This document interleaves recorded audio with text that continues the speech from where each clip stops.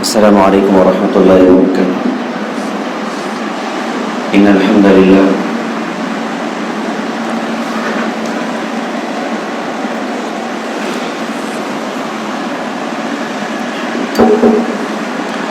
نحمده ونستعینه من يهد الله فلا مضل له ومن يضلل فلا هادي له أشهد أن لا إله إلا الله وحده لا شريك له وأشهد أن محمدا عبده ورسوله أرسله بالحق بشيرا ونذيرا وداعيا إلى الله بإذنه وسراجا منيرا صلى الله تبارك وتعالى عليه وسلم۔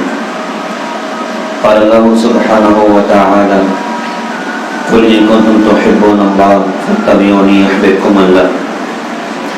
وقال النبي صلى الله عليه وسلم أنا زعيم ببيت في رباط الجنة لمن ترك المراء وإن كان محقا، وببيت في وسط الجنة لمن ترك الكذب وإن كان مازحا، وببيت في أعلى الجنة لمن حسن خلقه، أو كما قال رسول الله صلى الله عليه وسلم۔ محترم بزرگ و دوسرا عزیزینی بھائی، اللہ تعالیٰ نے اس کائنات میں سب سے زیادہ عظمت والا، سب سے زیادہ بڑے مقام والا، سب سے اونچے مقام والا اللہ تعالیٰ نے جناب محمد رسول اللہ صلی اللہ علیہ وسلم کو بنایا۔ اللہ تعالیٰ نے حضرت محمد صلی اللہ علیہ وسلم کو سارے نبیوں کا امام بنایا۔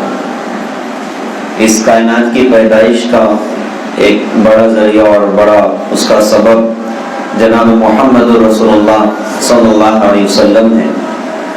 آدم علیہ السلام سے ایک لغزش ہوگی جنت میں، اللہ نے کہا تھا دیکھو یہ درخت ہے، اس کا پھل نہ کھانا، وہ غلطی ہوگی، کھا لیا اس کو، تو اللہ تعالیٰ نے دنیا میں بھیجا۔ آدم علیہ السلام اپنی خطا پر، لغزش پر روتے تھے، اللہ سے توبہ استغفار کرتے تھے۔ تو ایک مرتبہ اللہ تعالیٰ سے دعا کی کہ اللہ محمد صلی اللہ علیہ وسلم کے صدقے میں میری توبہ قبول فرما۔ تو اللہ تعالیٰ سب کو جانتے ہیں، لیکن پھر بھی حضرت جبرائیل علیہ السلام کو بھیجا کہ جاؤ جا کر ان سے پوچھو کہ کون ہے جن کے صدقے میں آپ نے دعا کی۔ تو آدم علیہ السلام نے جواب دیا کہ اللہ پاک جس وقت آپ نے میرے جسم میں روح ڈالی تھی تو میں نے آپ کے عرش پر لکھا ہوا دیکھا تھا لا الہ الا اللہ محمد رسول اللہ صلی اللہ علیہ وسلم۔ تو میں اسی وقت سمجھ گیا تھا کہ محمد صلی اللہ علیہ وسلم کوئی بہت عظیم ہستی ہے جن کا نام آپ نے اپنے نام کے ساتھ جوڑا ہے۔ تو اللہ پاک نے ارشاد فرمایا کہ آدم سن لو یہ تمہاری اولاد میں سے، لیکن اگر ان کو پیدا کرنا مقصود نہیں ہوتا تو تم کو بھی نہیں پیدا کرتے۔ اللہ پاک نے حضرت محمد صلی اللہ علیہ وسلم کو کتنا عظیم بنا۔ سب سے پہلے اللہ پاک نے نبوت عطا فرمائی تو حضرت محمد صلی اللہ علیہ وسلم کو عطا فرمائی، بھیجا تو سب سے آخر میں، ہمارے نبی نبیوں کے سلسلے کی آخری کڑی ہیں۔ آپ نے فرمایا کہ انا خاتم النبیین لا نبی بعدی، میں آخری نبی ہوں، میرے بعد کوئی نبی نہیں۔ لیکن نبوت ملنے کے اعتبار سے سب سے پہلے اس کائنات میں کوئی ہے تو ہمارے آقا جناب محمد رسول اللہ صلی اللہ علیہ وسلم ہیں۔ حضرت ابو ہریرہ رضی اللہ عنہ نے حضور سے پوچھا تھا حضرت متی وجبت لک النبوۃ، آپ کو نبوت کب ملی؟ تو آپ یہ ارشاد فرماتے ہیں کہ 40 سال کی عمر تھی اور غار حرا تھا اور رمضان کا مہینہ تھا۔ حضرت نے ارشاد فرمایا کہ وآدم بین الروح والجسد، آدم علیہ السلام روح اور جسم کے درمیان میں تھے، اللہ مجھے اپنا نبی بنا چکا تھا۔ ابھی تو گویا کہ کہا کہ آدم علیہ السلام کی کہانی شروع بھی نہیں ہوئی تھی، اللہ پاک مجھے اپنا نبی بنا چکا تھا۔ اور پھر ایک عجیب بات ایک سیرت کی کتاب میں پڑھنے کو ملی، اللہ کے نبی حضور پاک صلی اللہ علیہ وسلم نے حضرت جبرائیل علیہ السلام سے پوچھا کہ جبرائیل تمہاری عمر کتنی؟ جس سے دوستی ہوتی ہے آدمی اس کا پورا بایو ڈاٹا نکال ہی لیتا ہے، ابا کون، دادا کون، اور عمر کتنی اور پڑھائی کیا ہے، کہاں تک پڑھے ہیں، کیا کاروبار کرتے ہیں۔ تو حضرت جبرائیل علیہ السلام کی ہمارے نبی سے دوستی اور بڑی گہری دوستی تھی، اور دوستی کیوں نہ ہو، جس سے ملاقات زیادہ ہو تو دوستی بھی گہری ہوتی چلی جاتی ہے۔ حضرت محمد صلی اللہ علیہ وسلم کی جبرائیل علیہ السلام سے 23 سال کے عرصے میں تقریباً 24,000 مرتبہ ملاقات تھی، اور اکثر قرآن لے کر نازل ہوتے تھے۔ حضرت ابراہیم علیہ السلام کی عمر 150 سال تھی اور پوری زندگی میں ان کے پاس حضرت جبرائیل علیہ السلام 14 مرتبہ ہیں۔ حضرت محمد صلی اللہ علیہ وسلم کی نبوت والی عمر 23 سال تھی اور 23 سال میں جبرائیل علیہ السلام حضرت محمد صلی اللہ علیہ وسلم کے پاس تقریباً 24,000 مرتبہ ہیں، اور اکثر قرآن لے کے آتے تھے. تو جس سے ملاقات زیادہ ہوتی ہے دوستی گہری ہوتی ہے، اور جس سے دوستی ہو جاتی ہے انسان اس کا پورا بایو ڈاٹا نکال ہی لیتا ہے. تو ہمارے نبی نے ایک مرتبہ پوچھا جبرائیل تمہاری عمر کتنی؟ تو انہوں نے کہا کہ حضرت عمر تو نہیں یاد مجھے، البتہ اتنا یاد ہے کہ چوتھے آسمان میں ایک ستارہ ہے جو 70,000 سال کے بعد ایک مرتبہ نظر آتا ہے. میں نے اس ستارے کو اپنی زندگی میں تقریباً 72,000 مرتبہ دیکھا ہوگا. تو حضور نے سنا تو مسکرا کر ارشاد فرمایا کہ جبرائیل وہ ستارہ اللہ نے مجھے کو بنایا تھا. اس کو شاعر نے یوں کہا تھا کہ سب سے پہلے مشیت کے انوار سے نقش روح محمد بنایا گیا، پھر اسی نقش سے مانگ کر روشنی بس میں کونوں مکان کو سجایا گیا، اور چلتا ہی رہا صدیوں کا قلم، پورے نہ ہوئے رودان کرم، اور دریاؤں کا پانی سوکھ گیا اور صاف نبی لکھتے لکھتے صلی اللہ علیہ وسلم. تو اللہ تعالیٰ نے اس کائنات میں سب سے پہلے حضرت محمد صلی اللہ علیہ وسلم کے نور کو بنا، نبوت سب سے پہلے اللہ تعالیٰ نے حضرت محمد صلی اللہ علیہ وسلم کو عطا فرمائی، اور وہ خوبیاں اور وہ کمالات اللہ پاک نے حضرت محمد صلی اللہ علیہ وسلم کو دیے جو کہ سب سے آخر میں دنیا میں تشریف لائے تھے. تو سارے نبیوں کی خوبیاں اکٹھی کر کے حضرت محمد صلی اللہ علیہ وسلم کو اللہ پاک نے دے دی. جیسے کسی علاقے میں فساد ہو جائے تو مقامی پولیس کنٹرول کر لیتی، کوئی ملک میں فساد ہو جائے تو اور بڑی فورس لگائی جاتی ہے، اور بہت ہی بڑا فساد ہو جائے تو سب سے بڑے جرنیل اور کرنیل کو بھیجا جاتا ہے. اور وہ جرنیل اور کرنیل جن جن اسباب کا حکومت سے مطالبہ کرتا ہے وہ سارے اسباب اس کو دیے جاتے ہیں، سارے وسائل اس کو دیے جاتے ہیں. ایسے ہی ہر زمانے میں دنیا میں فساد ہوئے اور لوگ باغی بنے، اللہ کو بھلایا، اللہ کی دھرتی پہ خون بہائے اور ظلم کیے اور تکبر کیا، تو ہر زمانے میں اللہ پاک نے انبیاء علیہ السلام کو دنیا میں بھیجا، کبھی علاقے کے اعتبار سے، کبھی خاندان کے اعتبار سے، کبھی شہر اور قبیلے کے اعتبار سے، کبھی ملک کے اعتبار سے. تو ہر زمانے میں اللہ پاک نے انبیاء علیہ السلام کو بھیجا، اور ہر زمانے میں قوموں کا بگاڑ الگ الگ ہوا کرتا تھا. قوم عاد طاقت کے بل پر اللہ کی باغی بن گئی، قوم سمود کو باغات مل گئے، اور قوم نوح علیہ السلام کی قوم اکثریت میں تھی، اللہ کے نافرمان بن گئے. تو اللہ نے انبیاء علیہ السلام کو دعوت دے کر اللہ پاک نے ان کے پاس میں بھیجا، اور ہر نبی کو معجزات اللہ پاک نے عطا فرمائے وقت اور حالات کے اعتبار سے. اور حضرت محمد صلی اللہ علیہ وسلم جب دنیا میں تشریف لے کر آئے تو ساری دنیا جب سے بنی آدم علیہ السلام کے بعد سے جو بگاڑ دنیا میں قوموں کے اندر میں ہو چکا تھا انفرادی اعتبار سے، وہ اس دنیا میں حضرت محمد صلی اللہ علیہ وسلم کی بعثت کے پہلے وہ ساری دنیا میں سارا بگاڑ موجود تھا. قوم عاد کا بگاڑ بھی تھا، قوم نوح کا بگاڑ بھی تھا، قوم لوط کا بگاڑ بھی تھا، قوم شعیب کا بگاڑ بھی تھا. ناپتول میں کمیاں بازاروں میں تھی، جھوٹ بازاروں میں تھا، سود بازاروں میں تھا، بے حیائیاں شباب پر جا رہی تھی، اور جو طاقت والے تھے کہتے تھے ہم تو سب سے بڑے طاقت والے ہیں اور کون ہمارا کیا کر لے گا. ہر قوم کا بگاڑ اس وقت دنیا میں موجود تھا. لہذا اللہ پاک نے حضرت محمد صلی اللہ علیہ وسلم کو بھیجا تو سارے نبیوں کی انفرادی خوبیاں اکٹھی کر کے اللہ پاک نے جناب محمد رسول اللہ صلی اللہ علیہ وسلم کو عطا فرما دی. ہمارے نبی کی پیدائش ہوئی، حضرت آمنہ فرماتی کمرے میں اکیلی تھی، کوئی اور نہ تھا. اچانک خوبصورت عورتیں آ گئی کمرے میں، وہ کون تھی؟ تو ان میں سے ایک نے خود کہا کہ میں عیسیٰ علیہ السلام کی والدہ مریم ہوں، اور یہ فرعون کی بیوی حضرت آسیہ ہیں، اور یہ موسیٰ علیہ السلام کی بہن کلثوم ہے، اور یہ ڈھیر ساری جنت کی حوریں ہیں جو اس پاک ذات کے استقبال کے لیے زمین پر اتری. تھوڑی دیر رہ کے تو غائب ہو گئی. ڈاکٹر کے طور پہ حضرت کی والدہ کے پاس میں حضرت شفا بنت اسود عبد الرحمن ابن عوف رضی اللہ عنہ کی والدہ موجود تھی. حضرت کی پیدائش ہوئی تو بڑی حیران تھی آپ کی پیدائش کی کیفیت دیکھ کر.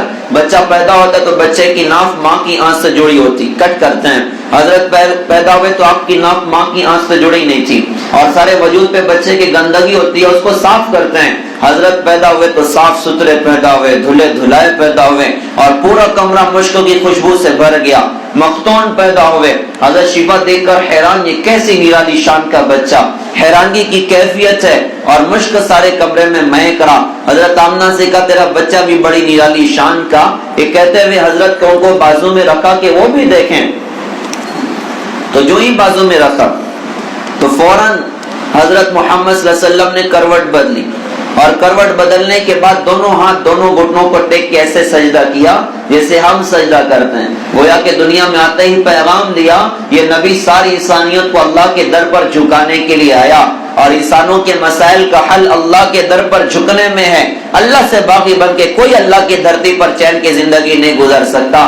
اللہ بذکر اللہ تطمئن القلوب، ہوشیار ہو جاؤ، دلوں کا اطمینان اللہ نے اپنی یاد میں رکھا ہے. گویا کہ ایک بات کہی قیامت تک آنے والے انسانوں کو، جاؤ جا کے کہیں اللہ کو چھوڑ کر سکون حاصل کر کے دکھاؤ. تمہیں ایسی کاروں میں سکون نہ ملے گا، تمہیں ایسی بنگلوں میں سکون نہ ملے گا، تمہیں مال کی ریل میں تمہیں سکون نہ ملے گا، اور دنیا کے سارے عیش اور عیاشیوں کے نقشوں میں تمہیں کہیں سکون نہ ملے گا.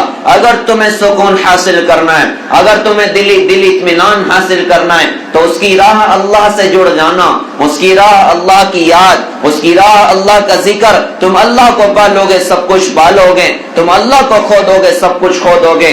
اس کائنات کا سب سے زیادہ محروم انسان وہ ہے جو اللہ کو کھو دے، اور سب سے زیادہ باقسمت انسان وہ ہے جو اللہ کو پا دے. تو حضرت نے دنیا میں آتے ہی پیغام دیا کہ میں ساری انسانیت کو اللہ کے در پہ جھکانے کے لیے ہے، کہ سب اللہ کے در پہ جھکنے والے بن.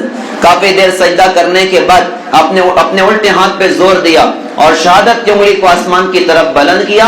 آپ کے اس اشارے پر ایک زور کی روشنی پورے کمرے میں پھوٹ پڑ. حضرت آمنہ فرماتے ہیں اس روشنی سے ملک شام، ایران اور ہیرا کے محلات مجھے نظر آئے. وہ دیکھ کر گھبرا گئی، فوراً اپنے بچے کو اپنی گود میں لیا. کہا کہ جو ہی لیا تو وہ روشنی تو ختم ہو گئی، لیکن سارا کمرہ دھواری سے بھرنا شروع ہوا، دھند سے بھرنا شروع ہوا، اور اتنا بھرا کہ کچھ نظر نہیں آ رہا، اور ایسا لگا کہ بچہ میری گود سے غائب ہے. اور اس دھواری سے آواز آئی، طوفوا بہ مشارق الارض ومغاربها لیعرفوا باسمہ ونعتہ وصورتہ.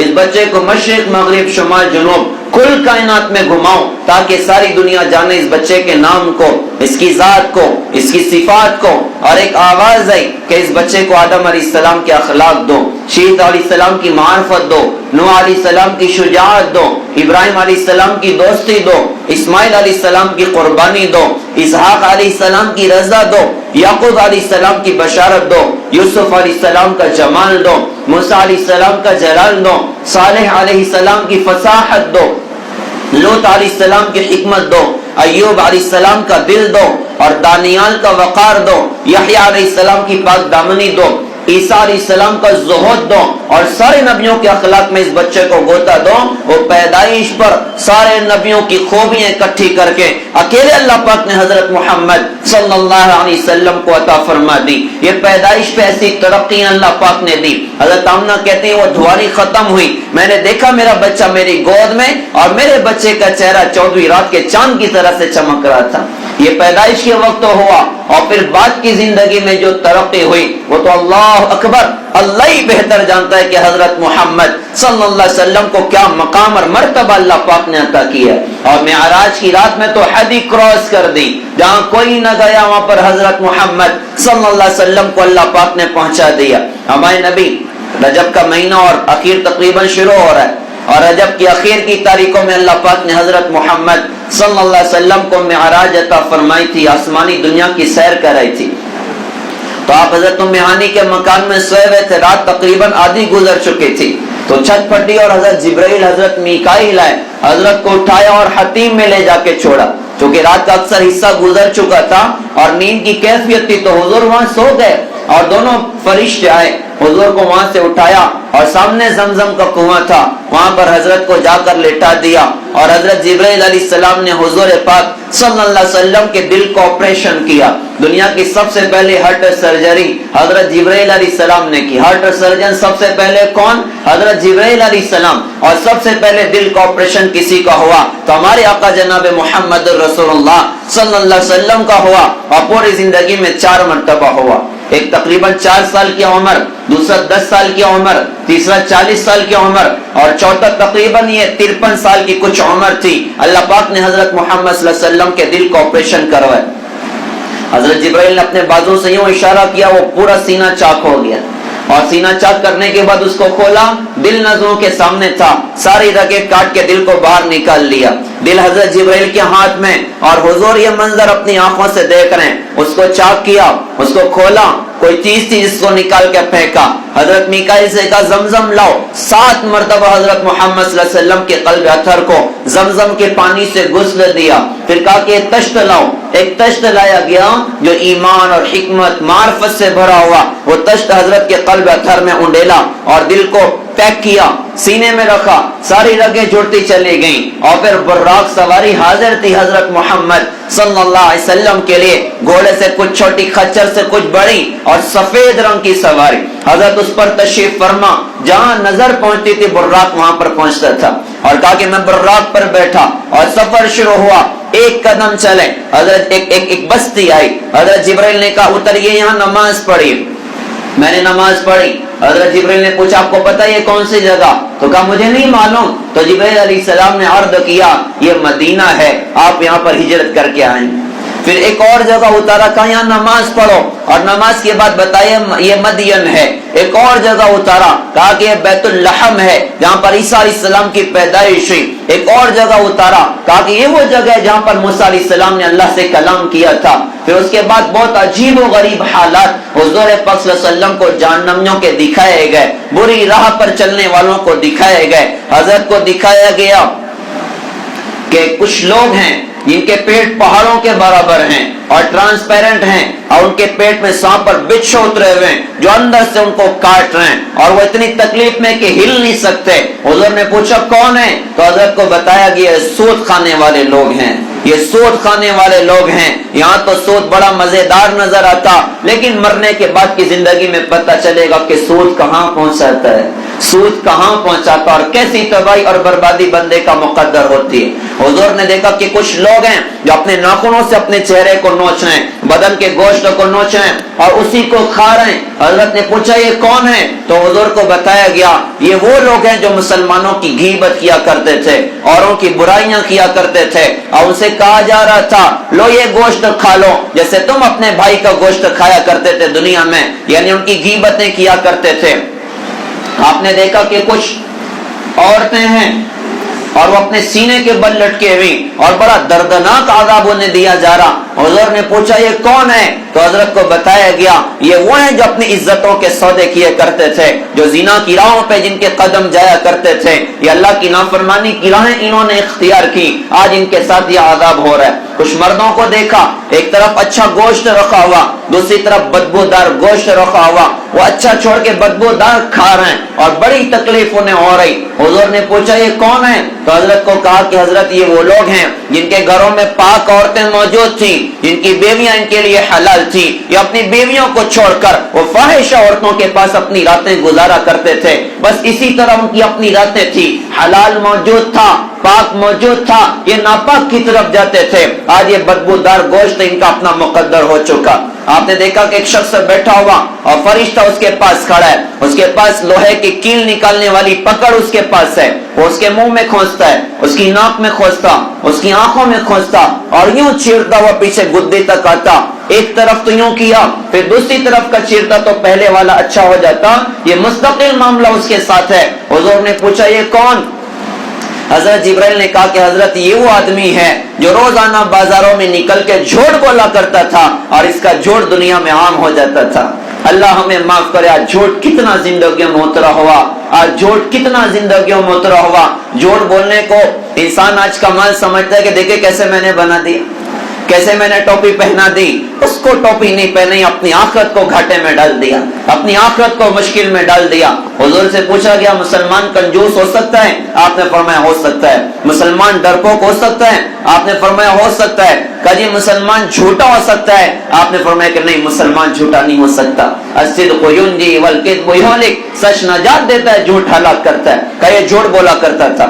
آپ نے دیکھا ایک شخص لیٹا ہوا اور ایک فرشتہ اس کے پاس پتھر لے کر کھڑا ہے اور زور سے اس کے سر پہ مارتا، وہ پتھر لڑکتا ہوا دور چلا جاتا اور اس کا سر بالکل کچل جاتا۔ فرشتہ جاتا ہے پتھر لانے کے لیے، واپس آتا، اس کا سر پھر ویسے ہی ہو جاتا، مستقل اس کے ساتھ یہ عذاب کی کیفیت۔ حضور نے پوچھا یہ کون؟ تو حضرت کو بتایا گیا یہ وہ آدمی ہے جس نے قرآن کو پڑھ کے بھلا دیا تھا، جس نے قرآن کو پڑھ کے بھلا دیا تھا، آج ہماری زندگیوں سے قرآن نکلتا چلا جا رہا ہے، اس کی تلاوت ہماری زندگیوں سے نکلتی چلی جا رہی۔ جس امت کے ہاتھ میں قرآن تھمایا تھا، اس امت کے اللہ معاف کرے، اللہ معاف کرے۔ درد کی بات ہے بھائی، کوئی ساتھی اپنے دل پر نہ لیں، یہ نیتیں کریں، انشاءاللہ خود بھی اپنی زندگی بنائیں گے اور ساری انسانیت کو زندگی بنانے کی دعوت دیں۔ جس امت کے ہاتھ میں قرآن تھمایا تھا، آج ان کے ہاتھ میں شراب کے جام چھلک رہے ہیں۔ جس امت کے ہاتھ میں قرآن تھمایا تھا، آج ان نوجوانوں کے ہاتھ میں نشے کی گولیاں ہیں۔ جس امت کے ہاتھ میں قرآن تھمایا تھا،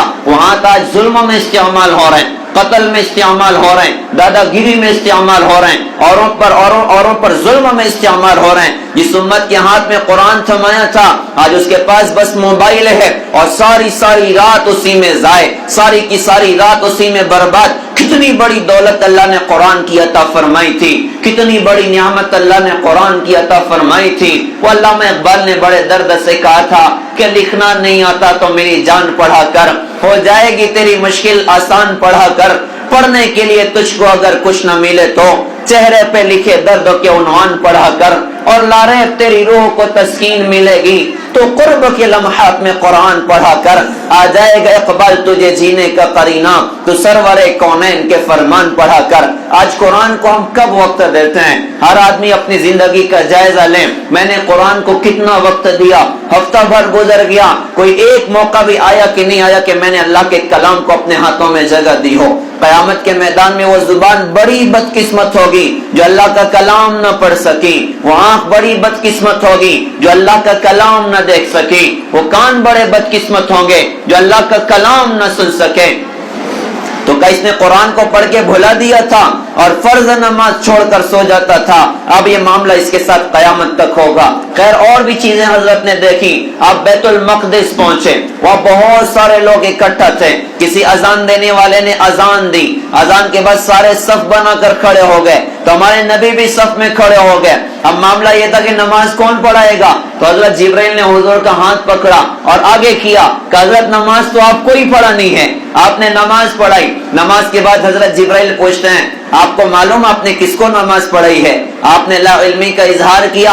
حضرت جبرائیل علیہ السلام نے کہا کہ حضرت آج اس مسجد میں آدم علیہ السلام سے لے کر آپ تک جتنے نبی اور رسول آئے ہیں، آج آپ نے سب کو نماز پڑھائی، سب کو اللہ نے یہاں پر اکٹھا کیا۔ امام ہوتا ہے، امام کا اپنا ایک مقام ہوتا ہے، اور اللہ تعالیٰ نے حضرت محمد صلی اللہ علیہ وسلم کو سارے نبیوں کا امام بنا دی۔ لہذا ہم بھی اپنے امام کی قدر کریں، ہم بھی اپنے امام کی قدر، اور ایسے امام کی تو کیا کہنے بھائی، ہمارے قاری صاحب اللہ تعالیٰ انہیں جزائے خیر عطا فرمائے، بڑی خوبیاں اللہ ان کی حفاظت فرمائے۔ عالمی اعتبار سے اللہ پاک نے یہ قرآن کا معجزہ کہنا چاہیے، یہ قرآن کا معجزہ کہ ہمارے شہر کے لیے اور ہمارے ملک کے لیے سعادت کی بات کہنا چاہیے۔ پچھلے سال ہم لوگ سفر میں ساتھ میں تھے عمرہ پر، اور اسی موقع پر سعودی گورنمنٹ نے ماشاءاللہ مہمان خاص بنا کر انہیں بلایا تھا، اور قرآن پاک کی نعمت کی برکت سے اللہ پاک نے عمرہ کی سعادت بھی عطا فرمائی، اور وہ موقع عطا فرمایا کہ بندہ قرآن پڑھے اور عرب بیٹھ کے قرآن سنے۔ عرب جلدی کسی کی قرات سے متاثر نہیں ہوتے، عرب جلدی کسی کے قائل نہیں ہوتے، لیکن الحمدللہ تقریباً ہزاروں قرآن تھے، اس میں سے 9واں نمبر الحمدللہ ہمارے قاری صاحب کا ہے، 9واں نمبر، اور بڑے اعزاز کی بات تھی۔ خاص عمرہ کرایا گیا اور بالکل وی آئی پی بنا کر ماشاءاللہ اور ساری پولیس فورس لگے ہوئے تھی، اور یہ ماشاءاللہ یہ 8-10 جو 25 تقریباً تھے، یہ سارے جا رہے تھے۔ تو ہم بھی بھائی قدر کریں انشاءاللہ، اور قرآن کی ہم بطور خاص قدر کریں۔ تو خیر ہمارے نبی نے سب کو نماز پڑھائی، نماز ہو گئی، اس کے بعد آسمانوں کا سفر شروع ہوا۔ حضور پاک صلی اللہ علیہ وسلم کا ایک سیڑھی لائی گئی، حضرت اس سے چڑھنا شروع ہوئے۔ پہلے قدم پہ پہلا آسمان آدم علیہ السلام استقبال میں کھڑے تھے، دوسرے آسمان پہ یحییٰ علیہ السلام، عیسیٰ علیہ السلام استقبال میں کھڑے تھے، تیسرے آسمان پہ یوسف علیہ السلام نے استقبال کیا، چوتھے آسمان پر ادریس علیہ السلام نے استقبال کیا، پانچویں آسمان پہ ہارون علیہ السلام نے استقبال کیا، چھٹے آسمان پہ موسیٰ علیہ السلام نے استقبال کیا، ساتویں آسمان پہ ابراہیم علیہ السلام سے ملاقات ہوئی۔ ابراہیم علیہ السلام نے کہا کہ اپنی امت کو میرا سلام کہیے گا۔ ہم سب کو بشارت ہو، حضرت ابراہیم خلیل اللہ نے 7ویں آسمان پہ ہمارے نبی سے اس موقع پر کہا تھا کہ اپنی امت کو میرا سلام کہنا، اپنی امت کو میرا سلام کہنا، اور ان کو یہ میرا پیغام پہنچانا کہ جنت کی زمین بڑی زرخیز ہے، جنت کا پانی بہت میٹھا، وہاں کی خوشبو بڑی اعلیٰ، اور اس جنت میں درخت لگانے کا راستہ، سبحان اللہ، الحمدللہ، اللہ اکبر، لا الہ الا اللہ، لا حول ولا قوت الا باللہ، کہا کہ اپنی امت سے کہنا کہ کثرت سے پڑھیں سبحان اللہ، الحمدللہ، اللہ اکبر، لا الہ الا اللہ۔ یہ سعادت کی بات ہے کہ ہم اللہ کا ذکر کثرت سے کریں۔ جیسے لوہے کو زنگ لگتا ہے، دل کو بھی زنگ لگتا ہے، دل کو بھی زنگ لگتا ہے، گناہوں کی وجہ سے، نافرمانیوں کی وجہ سے۔ کوئی ایک گناہ بندہ کرتا ہے، دل پہ ایک نقطہ، دوسرا کیا دوسرا نقطہ، تیسرا کیا تیسرا نقطہ، یہ ہوتے ہوتے دل پورا کالا ہوتا ہے، اور کالے دل پہ خیر کی بات اثر نہیں کرتی، اور اس کے صاف کرنے کی راہ اللہ کی یاد ہے، اللہ کا ذکر ہے۔ اور اللہ کی قسم پیارے بھائیوں، اللہ کے نام میں جو مزہ ہے، پوری کائنات میں وہ مزہ نہیں جو اللہ کے پاک نام میں ہے۔ اللہ کہیں تو منہ میں پانی آ جاتا ہے، اور اللہ والوں کی جو راتیں گزر جاتی ہیں اللہ اللہ کرتے ہیں، لا معبود الا اللہ، لا مقصود الا اللہ، لا مسجود الا اللہ، لا مرغوب الا اللہ، لا مطلوب الا اللہ، لا الہ الا اللہ، لا الہ الا اللہ، لا الہ الا اللہ۔ اللہ کے پاک نام میں بڑے مزے ہیں، اللہ کے پاک نام میں بڑے مزے ہیں۔ اللہ والوں کی ساری راتیں بھی گزر جاتی، انہیں احساس نہیں ہوتا، لیکن ہائے اب تو ہماری راتیں تو غفلت میں گزرتی چلی جا رہی۔ کچھ لوگ ہیں جن کی راتیں آباد ہیں اللہ کے فضل سے، اور میں آپ سب کو اس بات کا میں گمان کرتا ہوں کہ آپ سب کی راتیں سجدوں سے آباد ہیں، تلاوت سے آباد ہیں، اللہ کے ذکر سے آباد ہیں۔ لیکن عمومی بات کر رہا ہوں کہ تیری شب بھی گئی، چاہنے والے بھی گئے، شب کی آہیں بھی گئی، صبح کے نالے بھی گئے، دکھ میں خدا کو یاد کیا، سکھ میں خدا کو بھول گئے۔ کورونا آیا، لاک ڈاؤن ہوا، مسجد کے دروازے اللہ نے بند کروا دیے، مجھے تمہارے سجدوں کی ضرورت نہیں، مجھے تمہارے عمل کی ضرورت نہیں، جاؤ جا کے اپنے گھروں پر نماز پڑھو۔ جب تو بہت جوش آیا تھا، نہیں صاحب ہمیں نماز پڑھنی ہے، نہیں ہمیں یہ عمل کرنا ہے، آپ مسجد کے دروازے کھولیں، لیکن ہائے دکھ میں خدا کو یاد کیا، سکھ میں خدا کو بھول گئے۔ اللہ نے لاک ڈاؤن ہٹا دیا، کورونا کی سختی اللہ نے کم کر دی، پھر وہی مسجد کی ویرانیاں، پھر وہی مسجد کی چٹائیوں کا یہ کہنا، وہ نمازی کہاں چلے گئے، وہ عبادت کرنے والے کہاں چلے گئے؟ دکھ میں خدا کو یاد کیا، سکھ میں خدا کو بھول گئے، جو کام مسلمانوں کے تھے وہ کام مسلمان بھول گئے۔ تکبیر تو اب بھی ہوتی ہے مسجد کی فضا میں اے انور، جس ضرب سے دل ہل جاتے تھے وہ ضرب لگانا بھول گئے۔ منہ دیکھ لیا آئینے میں پر داغ نہ دیکھا سینے میں، جی ایسا لگایا جینے میں مرنے کو مسلمان بھول گئے۔ جس دور پہ نازاں تھی دنیا اب ہم وہ زمانہ بھول گئے، اوروں کی کہانی یاد رہی خود اپنا فسانہ بھول گئے۔ جس امت کو بھیجا تھا کہ جا کر انسانوں کو اللہ کا تعارف کرانا، جا کر انسانوں کو حضرت محمد صلی اللہ علیہ وسلم کا تعارف کرانا، لیکن درد کی بات ہے وہ امت اپنے نبی کی زندگی بھلا گئی، وہ امت اپنے نبی کے اخلاق بھلا گئی، اپنے نبی کی پاکیزہ تعلیمات بھلا گئی۔ ناچنے والوں کے گندے لائف سٹائل یاد رہے، ناچنے والوں کی گندی زندگیاں یاد رہی، ناچنے والیوں کی گندی زندگیاں یاد رہی۔ مسلمان بچیوں نے بھی حضرت فاطمہ کی زندگی کو بھلا دیا، حضرت امی جان عائشہ کی زندگی کو بھلا دیا، اور ان عورتوں کے پیچھے چلنے کو اپنے لیے فخر کی چیز سمجھا جو ننگی ہو گئی، جو ننگی ہو کر موبائل کی اسکرین پر آ گئی اور ٹی وی کی اسکرین پر آ گئی، اور اپنی جوانی اور زندگیوں کو جنہوں نے برباد کیا، جو فاحشہ عورتیں جو برہنہ ہو گئی، اور جنہوں نے ناچنے کو تہذیب سمجھا، گانے کو تہذیب سمجھا، وہ تو بالکل برباد زندگیاں گزار رہی، تباہی والی زندگیاں گزار رہی۔ لیکن ہائے ہماری امت کی بیٹیوں نے ان کے گندے لائف سٹائل کو دیکھ کر حضرت فاطمہ کی پاکیزہ زندگی کو بھلایا، اور بے حیا ہونے کو اور کپڑوں کے تنگ کرنے کو تہذیب سمجھا۔ آج پیغام یہ دیا جاتا، ارے تمہارے لیے نمونہ حضرت فاطمہ کی پاکیزہ زندگی، دیکھو حضرت فاطمہ جنت کی عورتوں کی سردار ہیں، کیسے سردار بن گئی، کیا زندگی کی خوبیاں تھیں، کیا زندگی میں پردے کا اہتمام تھا۔ انتقال سے پہلے وصیت کی تھی، میں دنیا سے جا رہی ہوں، میں نے غسل میت کر لیا، میں نے کفن کی چادریں پہن لی، مجھے کوئی غسل نہ دے، میرے انتقال کی خبر اس کا اعلان نہ کیا جائے، اور رات کے اندھیرے میں دفن کر دیا جائے، کیونکہ میں چاہتی ہوں کہ میرے جنازے پر بھی کسی غیر محرم کی نظر نہ پڑے۔ میرے جنازے پر بھی کسی غیر محرم کی نظر نہ پڑے، اتنا اہتمام تھا۔ وہ قیامت کے دن دیکھنا اعلان ہوگا اپنی نظریں جھکا لو، اپنی نظریں جھکا لو۔ تو کیوں جھکائیں کہ حضرت محمد صلی اللہ علیہ وسلم کی بیٹی فاطمہ آج وہ پل صراط سے گزر رہی، اس نے دنیا میں پردے کا اہتمام کیا، اللہ نے حشر کے میدان میں وہ اعزاز دیا کہ سارے نظریں جھکاؤ، میرے نبی کی بیٹی فاطمہ پل صراط سے گزر رہی۔ ہمیں اپنی بچیوں کو یہ پیغام دینا ہے، ہمیں مسلمان لڑکیوں کو یہ پیغام دینا ہے، چند پیسوں کے چکر میں اپنے ایمان کے سودے نہ کریں، چند اپنی خواہشات کے چکر میں اپنے دین کے سودے نہ کریں۔ آج ارتداد کی لہریں چل رہی، آج ارتداد کی ہوائیں چل رہی، بلا مبالغہ لاکھوں بچیوں نے اپنے ایمان اور دین کے سودے کر لی، پیسے دیکھ کر سودے کر گئے، خواہشات کی زندگی دیکھ کر سودے کر گئی۔ خسرت دنیا والآخرہ، دنیا اور آخرت کا خسارہ ان کا مقدر ہے، دنیا اور آخرت کی بربادی ان کا مقدر ہے۔ اور یہ موقع ہم سب کے رونے کا ہے، یہ موقع ہم سب کے آنسو بہانے کا ہے۔ قصور میری اپنی ذات کا ہے، اگر میں نے گھروں میں دین زندہ کیا ہوتا، اگر میں نے اپنی بچیوں کو ایمان اور عمل اور اللہ کے نبی کی زندگی کی قیمت بتائی ہوتی، اللہ اس کے رسول کا تعارف کرایا ہوتا، تو آج مسلمان لڑکی دین کے سودے نہ کرتی۔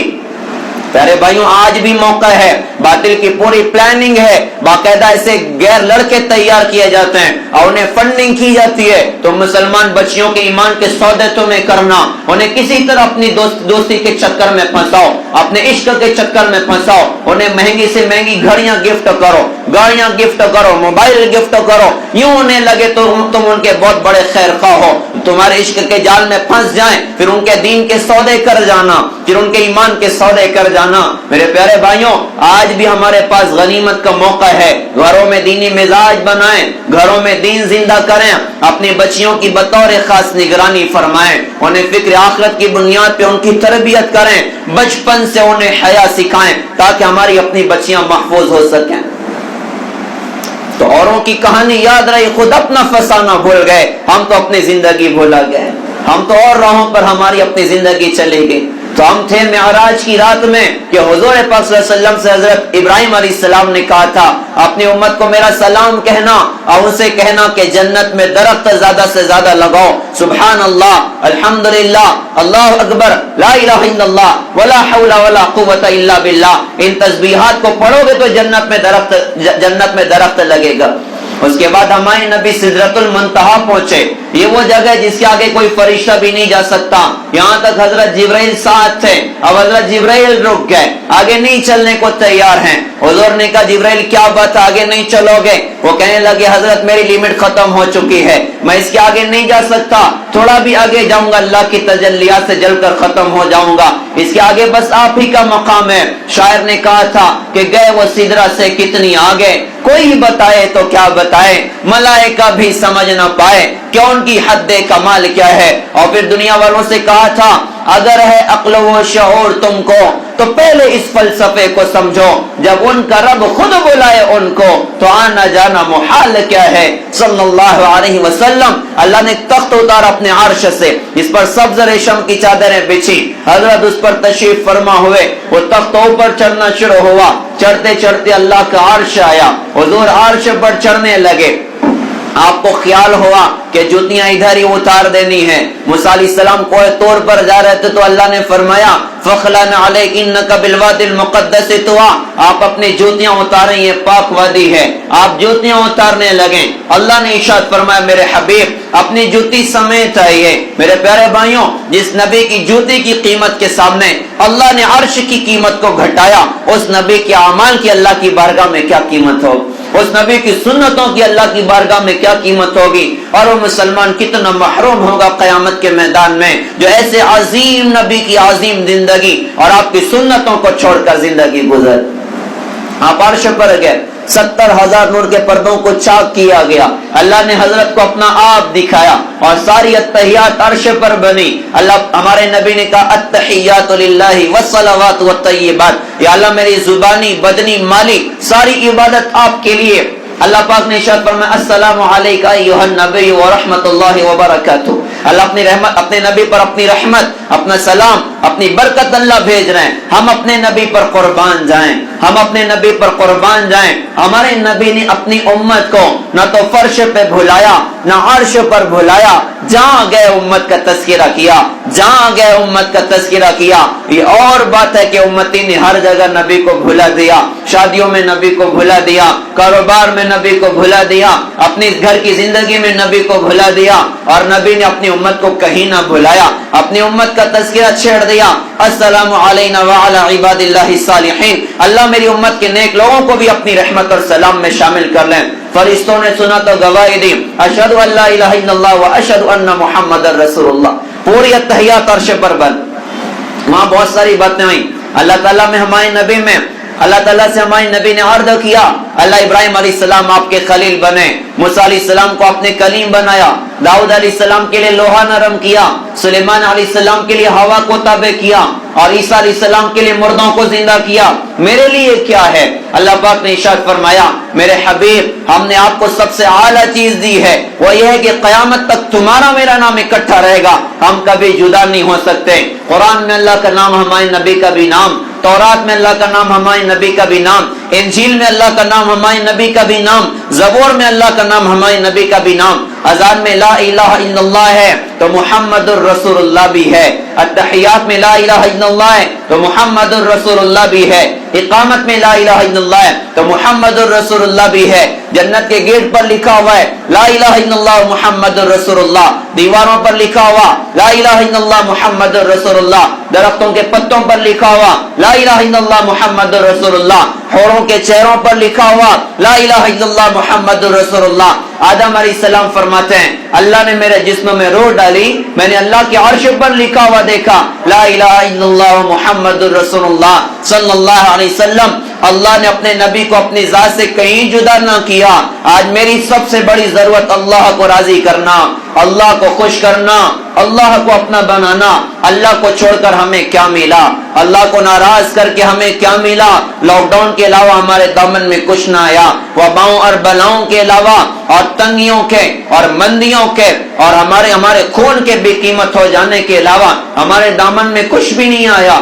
اللہ کو چھوڑ کر ہم لٹ گئے. ماں باپ سے بازار میں بچھڑنے والا بچہ بھی کیا ایسا غمگین ہوتا ہوگا جو امت اپنے اللہ کو چھوڑ کر, اپنے اللہ کو ناراض کر کے ایسے امت غمگین ہوئی اور ایسے زندگیاں برباد ہوئی کہ مسلمان کا خون پانی سے بھی زیادہ سستا ہوتا چلا گیا.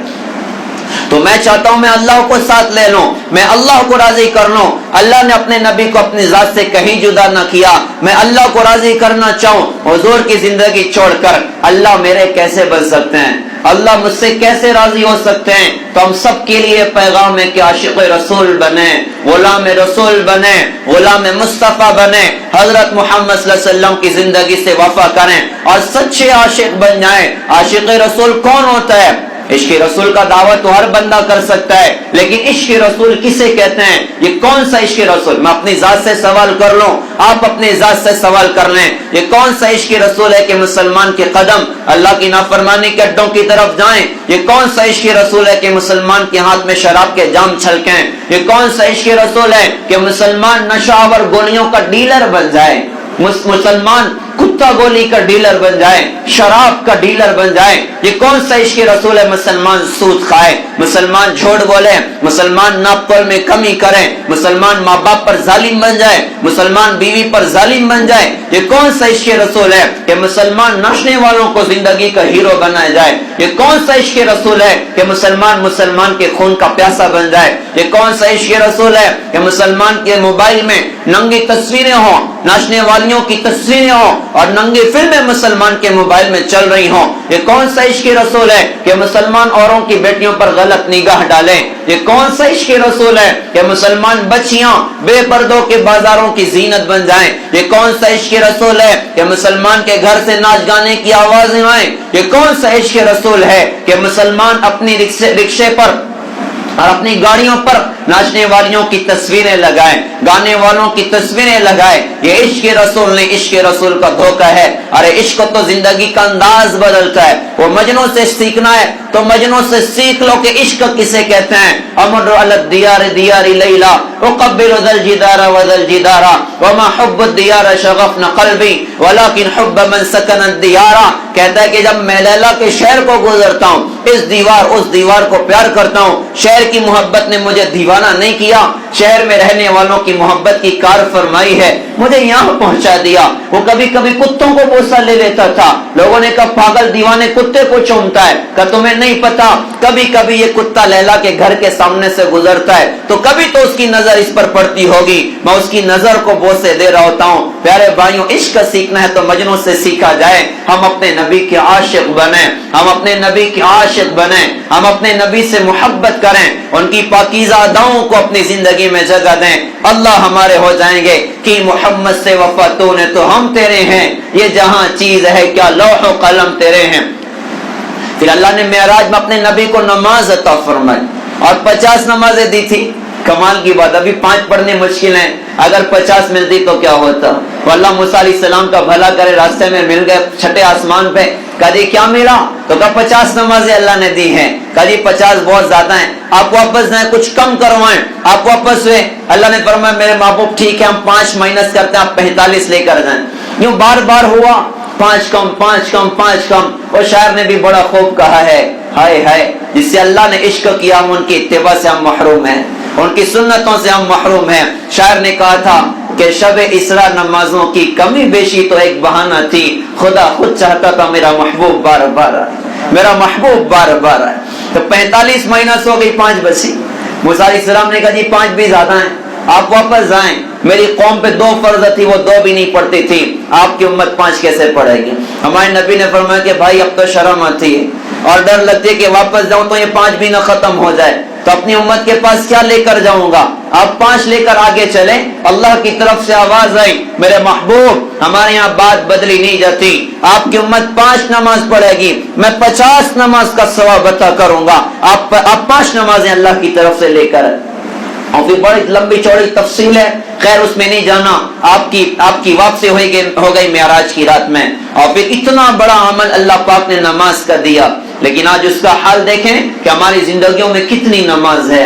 जिस अमल की वसीयत करते करते हुजूर दुनिया से चले गए, दुनिया से जाने का वक्त था और आप सही बोल नहीं पा रहे थे, आपकी जुबान पे था अस्सला अस्सला वमा मलकत ऐमानुकुम, मेरी उम्मत नमाज नमाज नमाज, अपने मातहतों के साथ अच्छा सलूक करना। जिस अमल की वसीयत करते करते हजरत दुनिया से गए, आज उम्मत का 90% तबका उसको छोड़कर जिंदगी गुजरता है। मेरे प्यारे भाइयों, आज जरूरत है हजरत मोहम्मद सल्लल्लाहु अलैहि वसल्लम की जिंदगी को अपनी जिंदगियों में जगह दें। अभी भी सवेरा है, अभी भी सवेरा है, अभी भी जाग जाएं। हालात इससे ज्यादा सख्त हालात आगे आ सकते हैं, लिहाजा हमारी तौबा है जो अल्लाह की रहमत के दर खुलवा सकती है। एक तो अल्लाह से अब तौबा की जाए, अल्लाह से अब माफियां मांगी जाएं। हम अपने दोस्तों के कदम पकड़ने, भाई अल्लाह के लिए अब बस करें, भाई अल्लाह के लिए अब बस करें। अपने घर वालों के कदम पकड़ लें, भाई अल्लाह के लिए अब बस करें। अपने जात को इस पर तैयार कर लें कि भाई अब अल्लाह से तौबा करनी है। अब हजरत मोहम्मद सल्लल्लाहु अलैहि वसल्लम की जिंदगी पर आना, इतने सख्त हालात पूरी दुनिया में, अभी भी उम्मत अल्लाह की तरफ रुजू करने तैयार ना हो, अभी भी मुसलमान नमाज पढ़ने तैयार ना हो। देखो तो सही क्या कुछ हो रहा है पूरी दुनिया में, कितना मुसलमान काटे मारे जलाए जा रहे हैं और कैसी आज़ाब की शक्लें नजरों के सामने। लिहाजा ये हमारी तौबा का वक्त है, हमारे रुजू इल्लाह का वक्त है। एक नियत तो इंशाअल्लाह तौबा करें और आज का जुमा जिंदगी का इनकलाबी जुमा बन जाए। हमने कितने बयान सुने आज तक जिंदगी में, जुमा के बयान वाह के लिए नहीं होते कि आदमी बयान सुने कहे कि बहुत अच्छी तकरीर हो गई और फिर उसको भूल जाए। जुमा के बयान तो इनकलाब के लिए हैं। अल्लाह कोई जुमा तो ऐसा हो कि मेरी जिंदगी बदल जाए। अब तक मैं नहीं बदला, अब तक मेरी जिंदगी नहीं बदली, आज का जुमा जिंदगी का इनकलाबी बने कि इंशाअल्लाह आज से अल्लाह उसके रसूल का आशिक और गुलाम बन के इंशाअल्लाह जिंदगी गुजारो। तो एक तो इंशाअल्लाह दीन सीखना भी है और सारे आलम में अल्लाह के दीन को जिंदा करना है। उसके लिए हमें दीन के कामों में लगना।